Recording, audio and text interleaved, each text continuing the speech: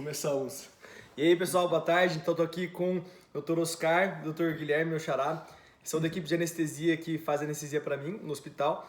Normalmente o pessoal pergunta até, quem consulta, quem eu vou consultar na consulta pré-anestésica, quem opera. Então, normalmente é uma equipe, então eu confio muito neles e é esse grupo que faz a cirurgia comigo. Então, começando, uma das perguntas mais frequentes era da anestesia geral, né? Então, eu vou deixar com o Dr. Oscar aqui. Então, eu vou explicar por que a gente faz a anestesia geral no procedimento de rinoplastia no hospital. Bom, boa tarde a todos. O Dr. Guilherme convidou nós da equipe de anestesiologia para bater um papo, na verdade um bate-papo informal, para de alguma certa forma tentar explicar alguns dos questionamentos que ele mais recebe em consultório, e então a gente está aqui para de alguma forma tentar esclarecer. Primeiro que aqui é um bate-papo informal, então nada substitui o que a gente tem como prerrogativa, que é a consulta pré-anestésica, né? Que a consulta pré-anestésica é onde a gente vai conseguir conversar com o paciente. E, na minha opinião, tem dois intuitos fundamentais. Um, que é o primeiro, você conversar com o paciente, saber quem é o seu paciente, né? Estratificar riscos. E o segundo, que o paciente saia do consultório e que vá para o procedimento, no caso a rinoplastia, com todas as suas dúvidas em relação à anestesia sanada, né?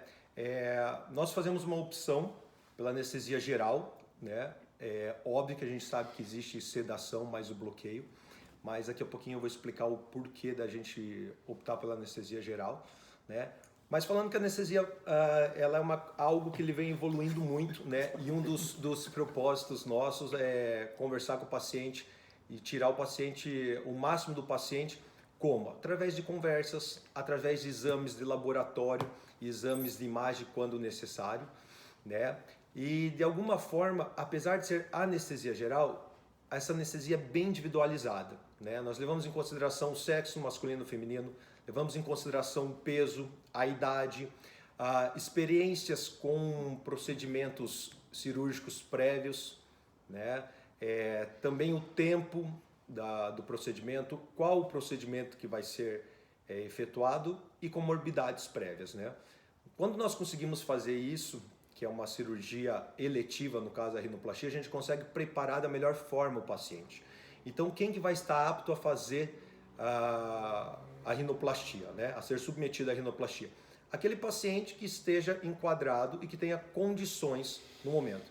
O Dr. Guilherme recebe muitos pacientes de fora, que chegam até Maringá e que de uma forma tem o anseio, né, e o sonho de ser submetido à rinoplastia, mas a gente deixa bem claro, e o Guilherme sabe disso, que se em algum momento esse paciente não tiver condições, seja pela parte neurológica, seja por algum exame laboratorial ou de imagem quando é solicitado, seja pela parte respiratória ou cardiológica, esse procedimento não vai acontecer, né? Então a gente orienta bem, orienta todas as formas, a alimentação, no caso jejum pré-operatório, né? Nós orientamos as medicações quando necessária para suspender, e os cuidados que precisam ter, para dessa forma minimizar os riscos, né? Os riscos existem de qualquer procedimento, né? A anestesia geral, que é a nossa opção, ela evoluiu muito, a indústria farmacêutica, a tecnologia que nós usamos cresceu de forma exponencial.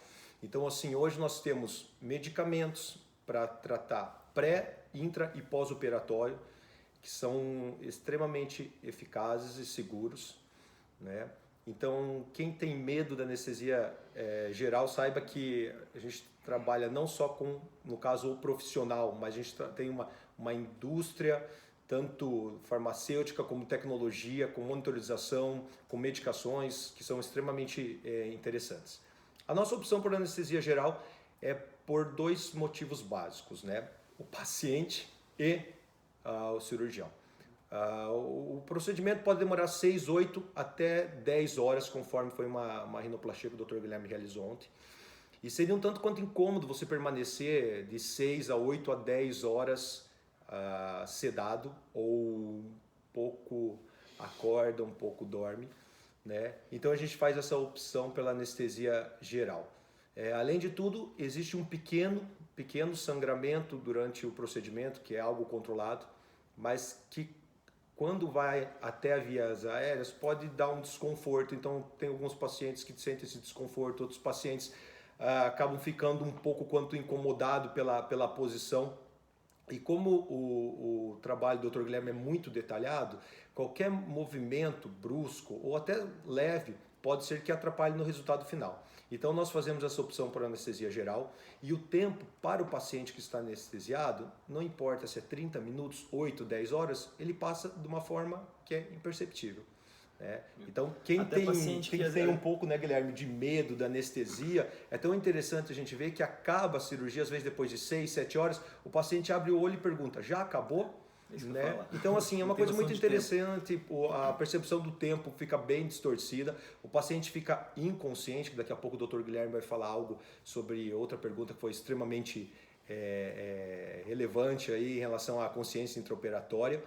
Mas ao nosso ver é a melhor opção. A gente sabe que existe, como eu falei anteriormente, a sedação associada a bloqueios, né? Mas eu acredito que isso o Dr. Guilherme acaba fazendo em consultório para pequenos procedimentos. Procedimentos mais longos, a gente acredita que a anestesia geral seja a melhor opção. Então, pode falar? Não, pode falar. Então, boa tarde, tá? Meu nome também é Guilherme, sou xará. Aqui no canto, o que mais fala, o que mais fala tá quietinho aqui no canto. Então, sou xará aqui do cirurgião, do Guilherme. Então, nosso serviço, assim, a gente realmente prefere optar pela anestesia geral, né, Oscar?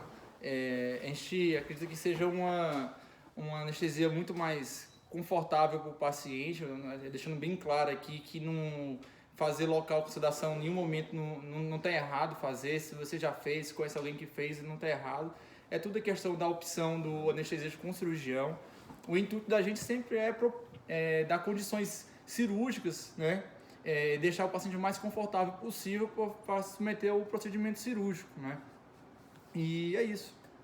Bom, aí uma outra pergunta que fizeram é a questão acontece de eu acordar no meio da cirurgia, de ter consciência. Então, como é que é isso aí? Isso aí pode acontecer, o paciente acordar, às vezes está sentindo dor, alguma coisa, não poder falar, como é que é a situação? Então, é muito legal falar sobre anestesia, ter uma oportunidade de falar, porque a nossa especialidade é uma especialidade que tem um pouco de mistificado, né?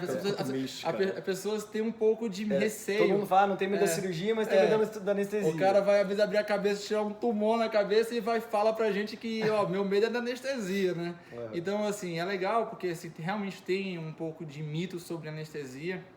E, assim, alguns filmes vêm pro bem, outros filmes vêm pro mal, né?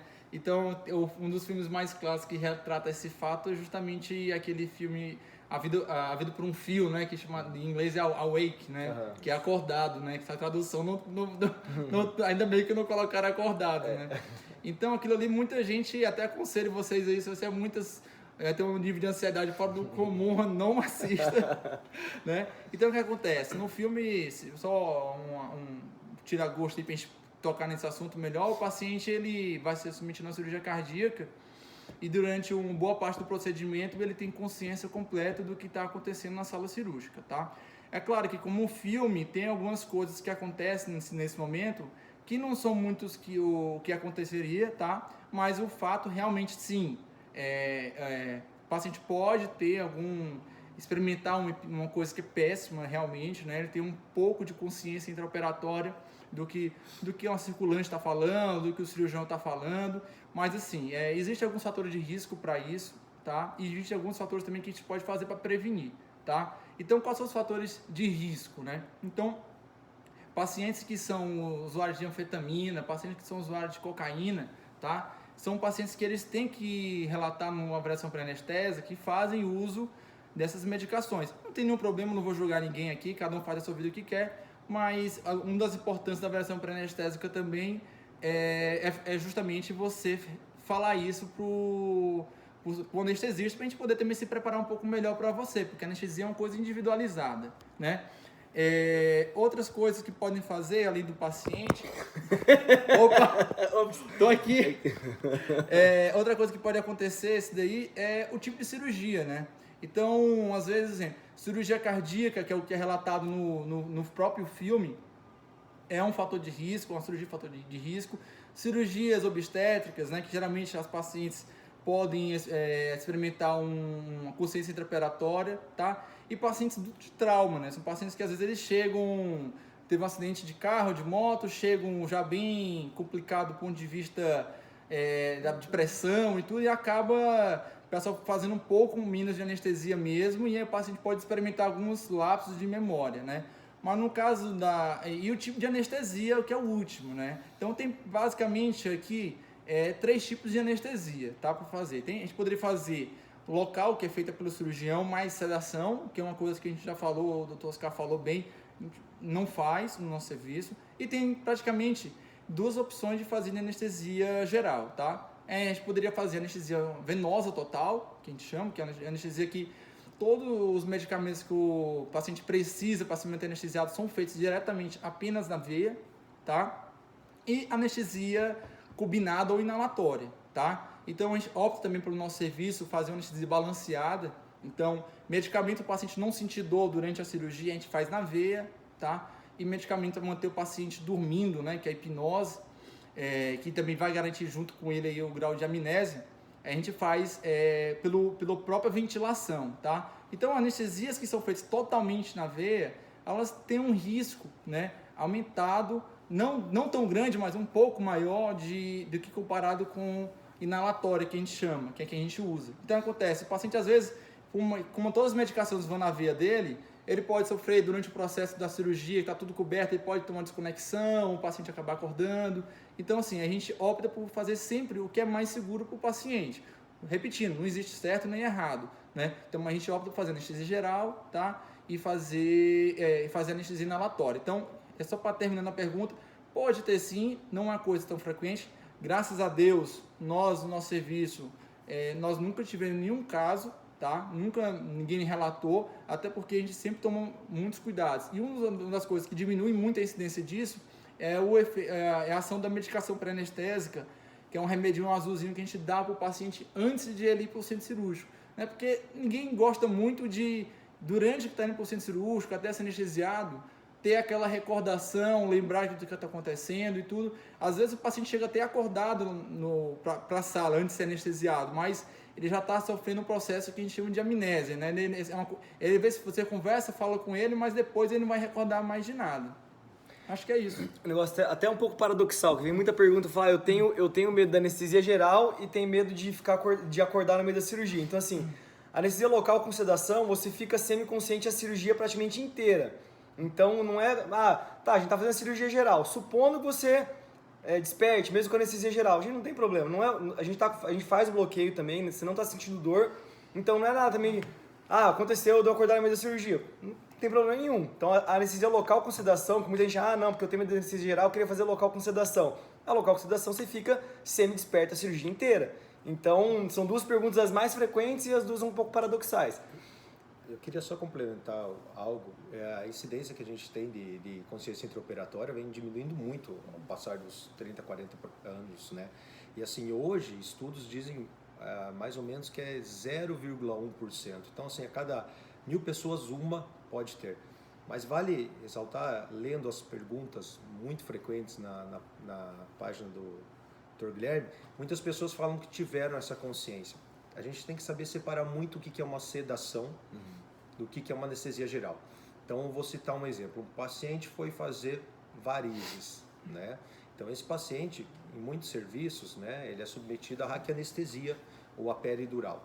E, às vezes, é feita uma sedação. Então, essa sedação é como se você estivesse num sono induzido. Se você sentir calor, se você sentir frio, se você sentir escutar algum barulho ou algum movimento, você vai despertar. Então, tem muitas pessoas que são submetidas a por exemplo, uma raquianestesia associada a uma sedação leve, né? E a pessoa fala que teve lembranças, que ouviu, que escutou, que viu.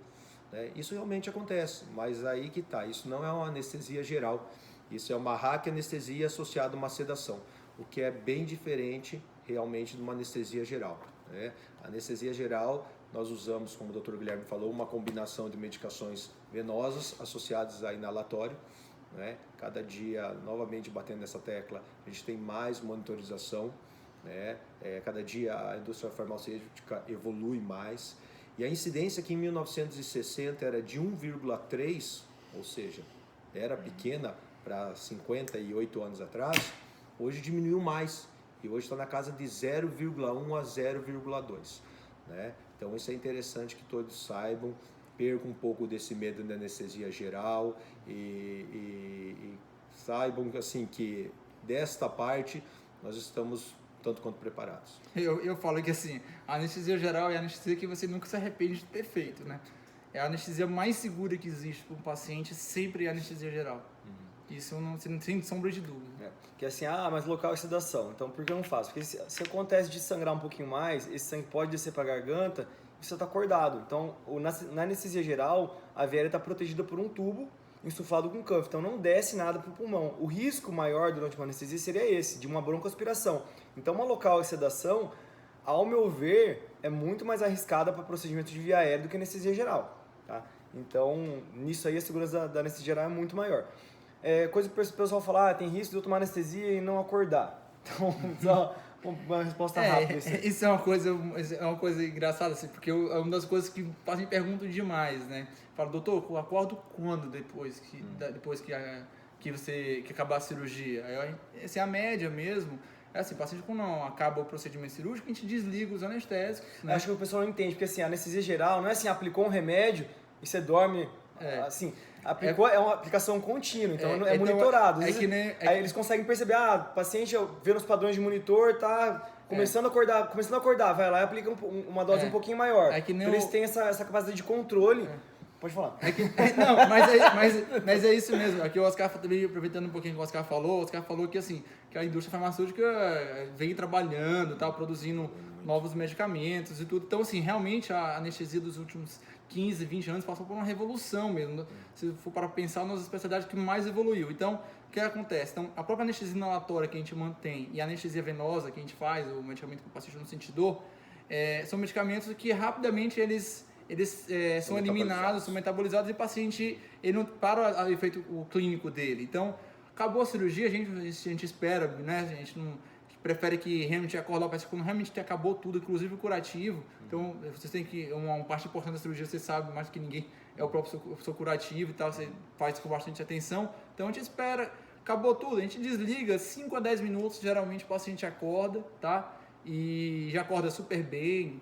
E depois que o paciente acorda, a gente tem um padrão também, esse é um normal, a gente manda o paciente para uma sala de recuperação pós-cirúrgica ou pós-anestésica, fica aos nossos cuidados, mas geralmente fica pouco tempo lá, fica em torno de uns 15, 20 minutos, a gente acompanha um pouquinho melhor o paciente acorda, ainda acorda um pouquinho com sono, né? É o momento que a gente tem para, de repente, para manusear alguma coisa, o paciente está sentindo um pouquinho de dor, mas é muito raro, né? E aí tá tudo bem, a gente manda para o quarto.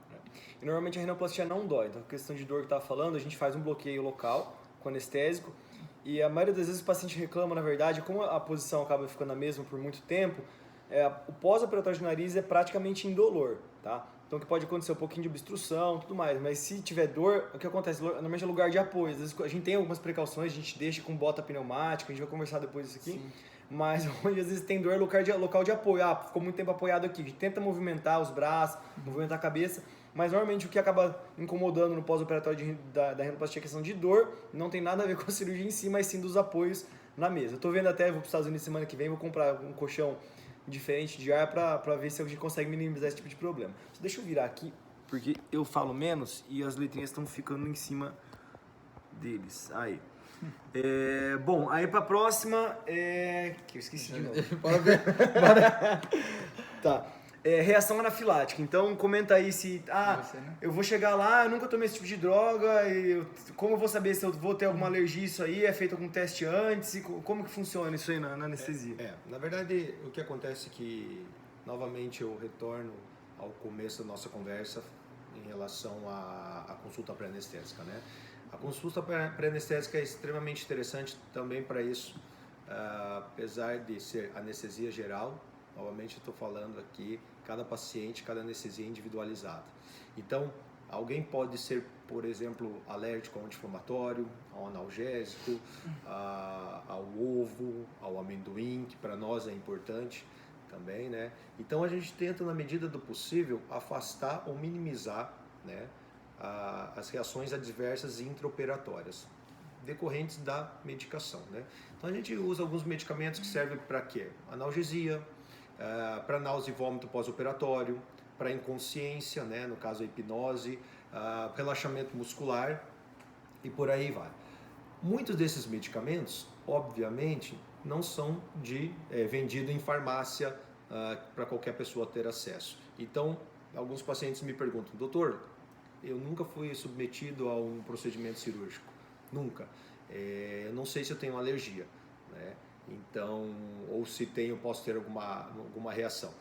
Então, nós, sinceramente, também não podemos te responder com certeza que você não vai ter nada. O que a gente pode é minimizar os riscos, né?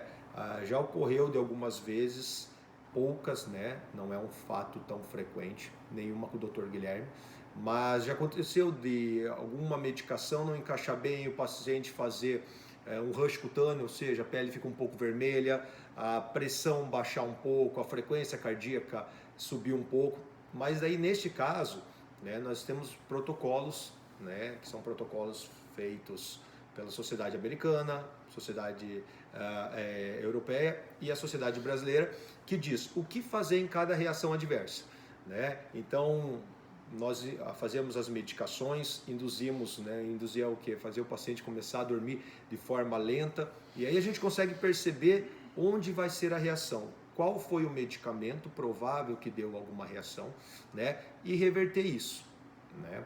A grande maioria dos medicamentos, das reações, são um vermelho que passa sozinho, no caso um rush cutâneo, geralmente em parte superior de tronco, que passa sozinho depois de 3 a 5 minutos, né? Por normalmente liberação de histamina por causa do nosso relaxante muscular, no caso o relaxante muscular que é usado e que é necessário, né? Eu acho que os efeitos são extremamente reações intraoperatórias são extremamente pequenas, não são frequentes, mas sempre quando a gente vê algo na mídia, a gente isso acaba tomando uma proporção extremamente grande, né? Muito mais do que acontece. Então, se acontece 1 em 1 milhão, é essa oportunidade que a mídia vai acabar... É que nem queda de avião, né? Então, divulgando. Você tem mais chance de se acidentar indo de carro pelo aeroporto do que de avião, e o pessoal tem medo de voar. A gente assim, já teve em outros procedimentos, de forma rara, mas assim, sempre contornado, tranquilo, não, sem necessidade, na grande maioria das vezes, do paciente permanecer mais tempo no centro cirúrgico, sem necessidade de suspender procedimento, sem necessidade de encaminhar paciente para UTI e, obviamente, sem nenhuma vez o paciente não acordar. Tá? Então, assim, é algo que, novamente, a indústria farmacêutica vem proporcionando novas drogas, nós temos cada vez monitorização com mais tecnologia, mais efetiva. Então isso é algo que, se uma pessoa tem medo de fazer por este motivo, né, pode ficar tranquilo. Óbvio que se você sabe que você tem uma reação alérgica a algum medicamento, você vai conversar com nós na consulta pré-anestésica, vai explicar, e esse medicamento não vai ser utilizado em você, vai ser substituído por outro medicamento. E existe de reação anafilática a alguma droga da anestesia? Já viram algum caso? Então, e se acontecer, como que é? Então, assim, eu vou falar, posso só dar uma pincelada nesse assunto e vou falar algumas outras considerações que eu acho importante, sabe? Porque assim, a gente está tendo na mídia aí alguns casos de complicação, de cirúrgicos e tudo, então assim, primeiro de tudo, a avaliação, como o Oscar falou, a avaliação pré-anestésica ela é essencial para qualquer procedimento cirúrgico. Então, assim, 100% dos nossos pacientes eles passam por avaliação pré-anestésica, né? Antes do procedimento cirúrgico. Então, isso aí já é uma coisa, né, Oscar? A gente pergunta muito, é muito comum de a gente colher uma história, o paciente, tem uma alergia a tal medicamento. Muitas vezes até o paciente acha que teve alergia a algum remédio, a gente pergunta, o que aconteceu se eu tomar um remédio? E às vezes é um efeito adverso, não foi uma alergia, né? Então, assim, primeiro de tudo é isso, a avaliação pré-anestésica. Segundo, a gente está trabalhando, a gente faz as cirurgias num hospital de referência, né? Um hospital que tem todo um suporte, né? Não é numa casa, né? Então, é um hospital de super referência na cidade, então é um hospital que tem um retaguarda também de UTI, né? Isso é uma coisa que é importante, que eu mesmo já fiz procedimento cirúrgico mesmo, que eu precisava, minha esposa já fez um procedimento estético, então um pré-requisito que eu tinha falado mesmo foi que eu queria que fosse procedimento realizado num hospital que tem uma vaga de UTI, então a gente tem isso também. E também é uma equipe treinada, né? Não somos só nós dois na equipe, nós somos em 9, né? E não 10. Enfim, e nós somos uma equipe muito uniforme na forma como a gente trabalha, né? E muito parceira. Então, a gente está sempre cuidando do paciente, né? E sempre tem os nossos protocolos de conduta de qualquer evento adverso que possa ter no paciente. Então, é isso. Mas, assim, pode ter uma reação anafilática, algum medicamento que nós fazemos? Sim, pode ter. Teria com a gente, teria em qualquer hospital do Brasil, certo? Mas a questão é saber lidar, como você vai lidar em cima disso, né? E o problema da reação anafilática, o principal, o que é? É edema de glote. Seria? No caso da reação anafilática do paciente que já está entubado, né? O nosso maior problema, assim, são dois, né? É a reação que ele vai dar, hemodinâmica e pulmonar, né? Então, esse daí se controla, tá? Com medicamentos. O problema da reação anafilática é você ter ela fora do ambiente hospitalar. Você estando lá no ambiente centro cirúrgico, com um tubo, com todas as drogas à mão, então, acho que mesmo você tendo uma reação anafilática, a chance de ter algum problema sério com isso aí é mínima, porque a gente tem todo o tratamento na mão. Tá, acho que era isso. Tem mais perguntas, né? Acho que essa pergunta, o pessoal perguntou, depois da cirurgia acontece queda de cabelo, enfraquecimento de unha, quais são as repercussões de você ficar com anestesiado por tanto tempo? Então, o que acontece, assim, então, quando a gente está lidando com um procedimento que às vezes demora um pouco a mais, a gente tem com qualquer paciente, na verdade, mas quando o paciente demora um pouquinho a mais, então a gente acaba tendo um cuidado, posso dizer, redobrado, né? Então, acontece, é um comum mesmo, né? O paciente vai, às vezes, no cirurgião depois, doutor, é normal cair o cabelo? Porque o meu cabelo aqui atrás está caindo. Caiu um buraquinho, aí o médico vai olhar, tem uma bolinha lá que caiu. Então, acontece. Às vezes, se você não posicionar o paciente, não colocar no nosso serviço, no caso, a gente coloca tipo uma rodilha para distribuir o peso da cabeça. Se você deixar a cabeça encostar somente numa superfície rígida, fica só aquele ponto de contato ali na mesa. Então, se você fica durante 5, 6 horas deitado só naquele ponto, aquela região ali ele pode sofrer um pouquinho um processo de falta de oxigenação. E só que aí, quando dá 2, 3, 4 semanas depois do procedimento, o paciente começa a cair cabelo naquela região. Então, esse cuidado a gente tem, tá? A gente tem, além dos outros que a gente tem, a gente coloca uma rodilha, tá? E quanto à parte de enfraquecimento de unha, queda de unha, isso aí tem um pouco de mito, tá? É isso.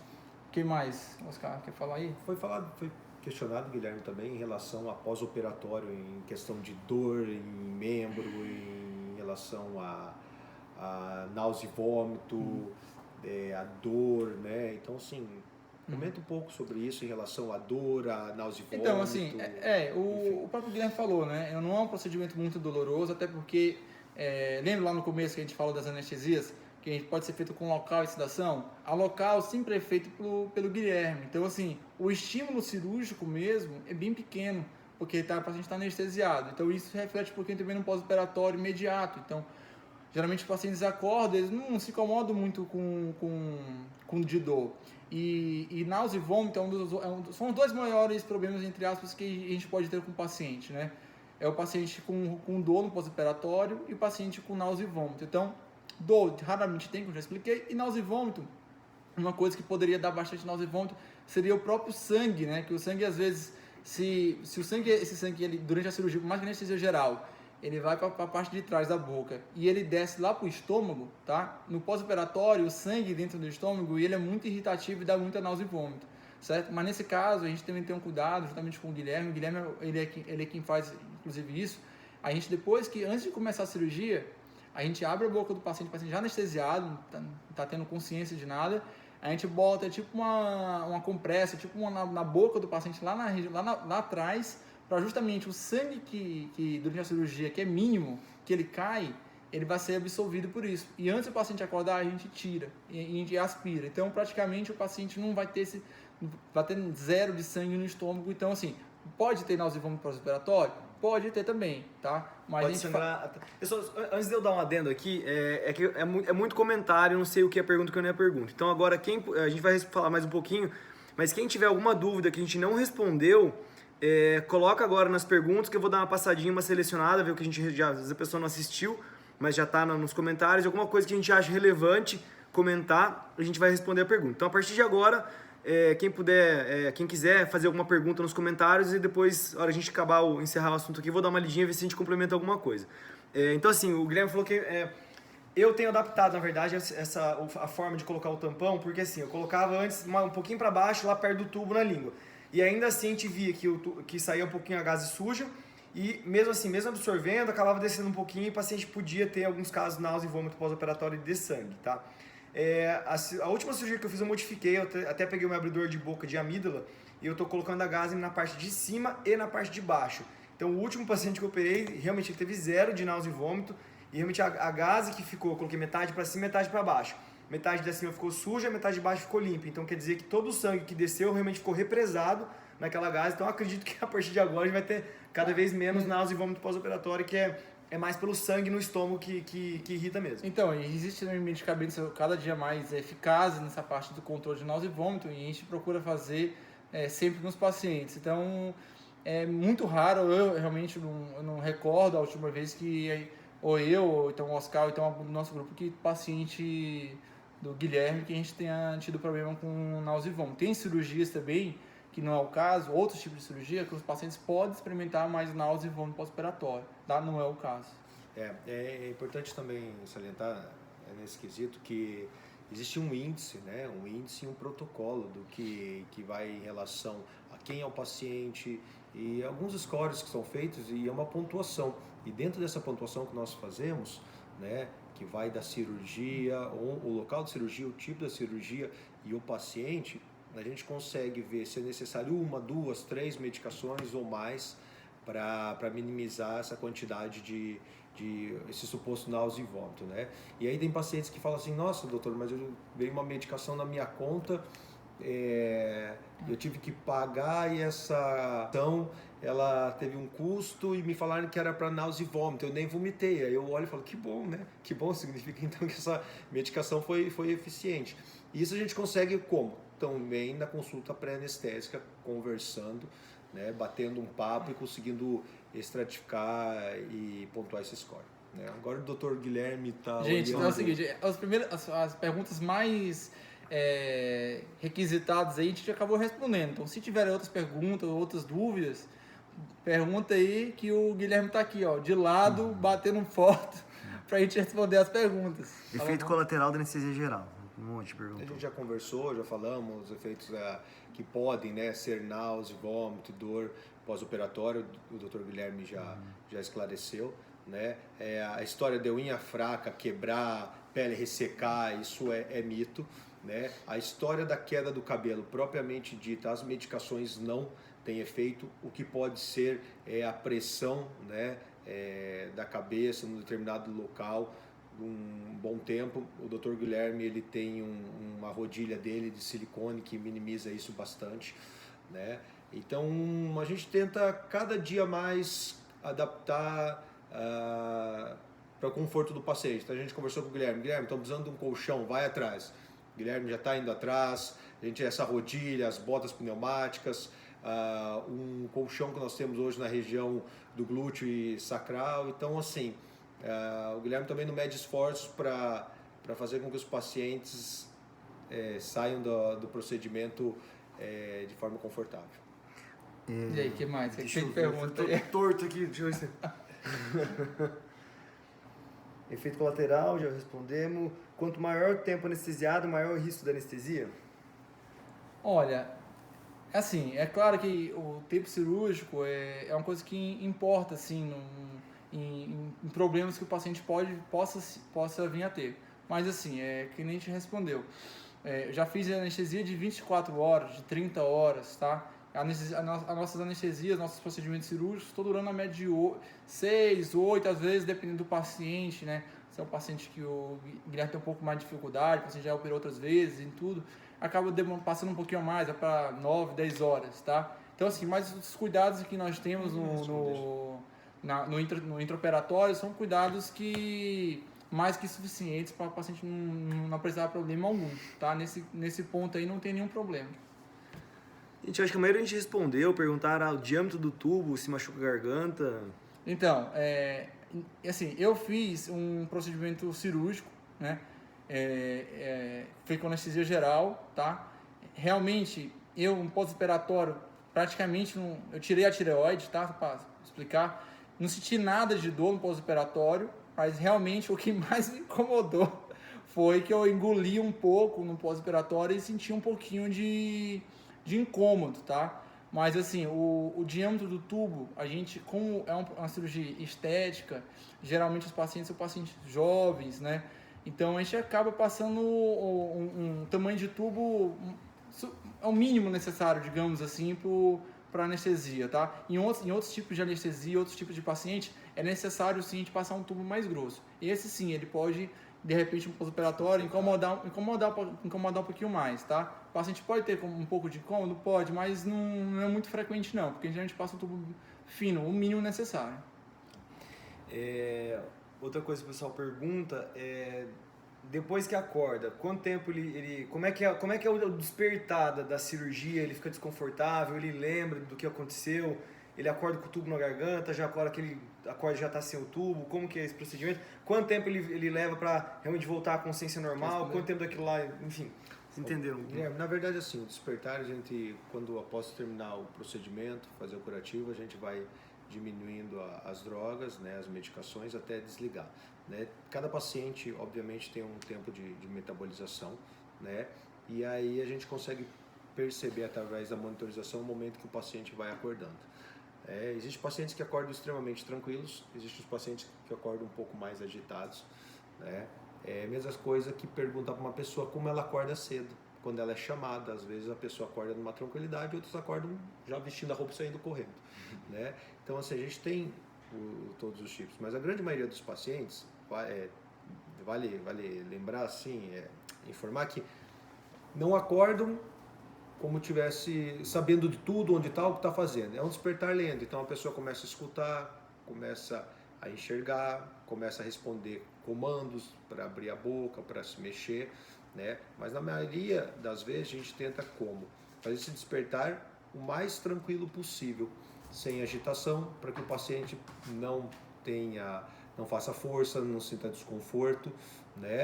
E após esse despertar a gente permanece na sala um certo tempo. Quando o paciente já está conversando, já está tranquilo, nós encaminhamos para uma sala de recuperação pós-anestésica, né, onde ela vai permanecer o tempo que o Dr. Guilherme falou, 15, 20, 30 minutos, e que a gente vai observar, conversar com o paciente. Tem dor? Está com vontade de vomitar? Está com enjoo? Está com náusea? E a gente vai aí cuidando do paciente, a equipe vai cuidando do paciente até que ele esteja apto a ir para o quarto. Então, responder, você vai acordar agitado, eu vou acordar enxergando? Cada paciente é um paciente, né?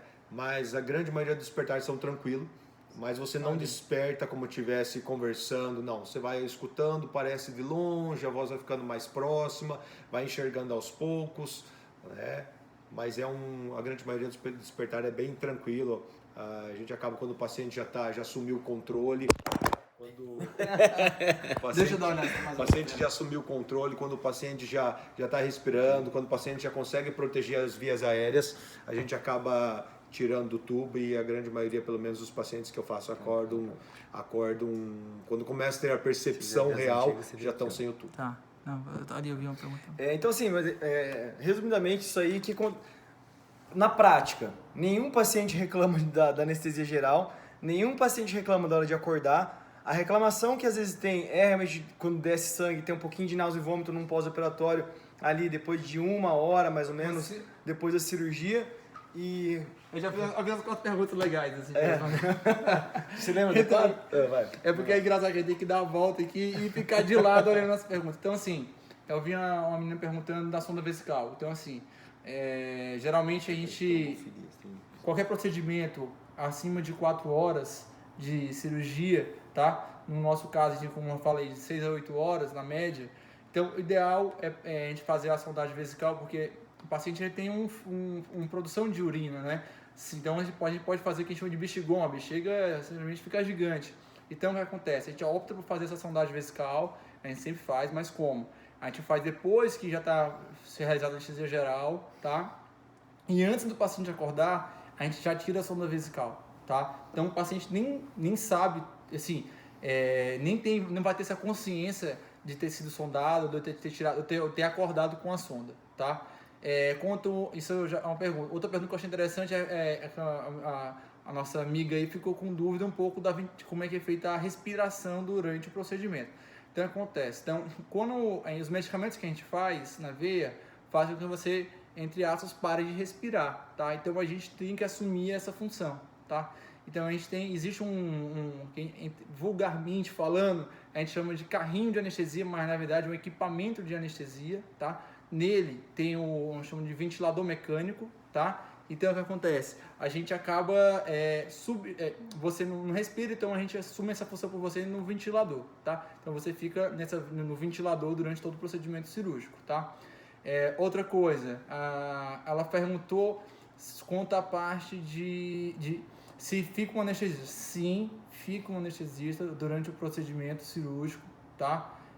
Às vezes, é claro, durante esse procedimento nós precisamos ir no banheiro, mas sempre a gente chama algum colega, né? Põe um colega, fica aqui um pouquinho, eu tenho que ir no banheiro, beber uma água e a gente volta. Geralmente é durante o momento que o nosso colega acabou a anestesia dele, a gente aproveita para poder se ajudar, para a gente poder também fazer nossas necessidades, entre aspas, né? Outra coisa, eu vi uma menina perguntando também que quanto tempo posso ficar mais um dia internado por precaução? Então, assim, nesse ponto é o Guilherme que responde, mas já aproveitando, então, assim, o Guilherme tem um conhecimento técnico, então, assim, se o paciente está bem, não tem motivo para ficar internado, tá? O que mais? Quer ver mais alguma pergunta aí, se tem? Não, acho que é isso, né? A maioria das mais frequentes, mais pertinentes, a questão da internação. Normalmente o paciente fica internado, normalmente opera à tarde, aí o procedimento que vocês veem acaba lá às vezes 10, 11 da noite, aí dorme no hospital porque tem que fazer gelo, aí é bom ter o cuidado das enfermeiras, mas assim, teoricamente, você estando bem, com defesa de via aérea, você poderia até ir para casa, mas normalmente a gente pede para ficar no hospital, porque muitos são de fora também. Então dorme no hospital e no dia seguinte vai na minha clínica para a gente fazer a limpeza pós-operatória. Então, assim, gente, acho que já está concluindo, né? Então, assim, foi uma satisfação muito grande de estar aqui, para poder desmitificar um pouquinho essa nossa especialidade. Espero que a gente possa ter ajudado, ter tirado um pouquinho das dúvidas de vocês aí. E as pessoas que estão pensando em submeter essa cirurgia, você vai ter uma super atenção da nossa equipe, né? Não só da nossa anestesia, nós somos em 10, né? Então, vai ser uma satisfação muito grande quem optar por fazer anestesia e vir fazer anestesia com a gente, tá bom? Certo? Muito obrigado. Então, quem às vezes tem muita pergunta que a gente está vendo aí que já foram respondidas, então essa live vai ficar no ar, vou deixar no ar por 24 horas e também vou colocar no meu canal do YouTube, que acho que é Dr. Guilherme Scheiber. É só pesquisar, tem no YouTube lá e vai ficar disponível para todo mundo poder assistir depois com calma. Certo, gente? Então é isso. Bom fim de semana para vocês. Agradecer a presença do Oscar, do Guilherme, do Oscar. Obrigado pela ajuda. E é uma coisa muito importante que realmente a anestesia é muito mistificada e o pessoal tem um medo um pouco, às vezes, sem ter conhecimento realmente do que acontece ali e ver que, na verdade, é algo muito seguro para se fazer hoje em dia. Feito? Feito, fechou. Então tá, gente. Valeu pela audiência. Bom fim de semana aí pra Bom fim de vocês. semana. Tchau, tchau.